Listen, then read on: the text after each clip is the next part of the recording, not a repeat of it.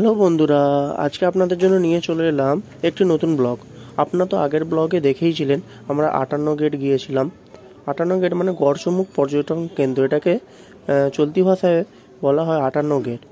58 গেটে এই সামনে দেখুন পুলিশ ক্যাম্প করা আছে। এই যে তোমাদের দিদিভাই হেঁটে হেঁটে এগিয়ে আসছে, আমরা সামনের দিকে এগিয়ে চললাম।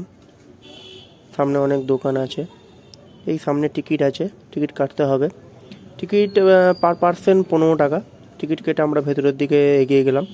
ভেতরের দিকে এগিয়ে যত যাচ্ছি সামনের দিকে দেখতে খুব সুন্দর লাগছে। ওই যে দূরে নীল কালারের দেখুন, আচ্ছা আমি জুম করছি দাঁড়ান। এই যে দেখুন 58 গেট।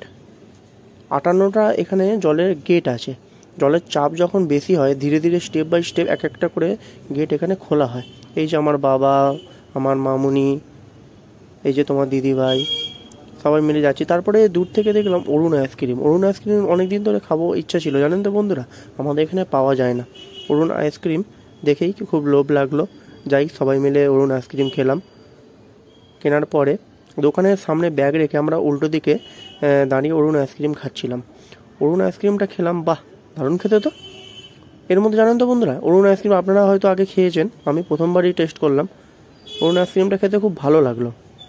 এর মধ্যে কোনো বরফের ব্যাপার নেই, পুরো ক্রিম ক্রিম টাইপের লাগলো, জানেন তো। তারপর আইসক্রিম সবাই মিলে খেয়ে দিয়ে সামনের দিকে আরও এগিয়ে চললাম। এই যে গৌরব হচ্ছে আমার মাসির ছেলে। গৌরব, আমার বাবা আগে এগিয়ে যাচ্ছে, আমি পেছনে আছি। এই যে দেখুন কিডস জোন, এখানে দোলা আছে, বাচ্চারা খেলছে।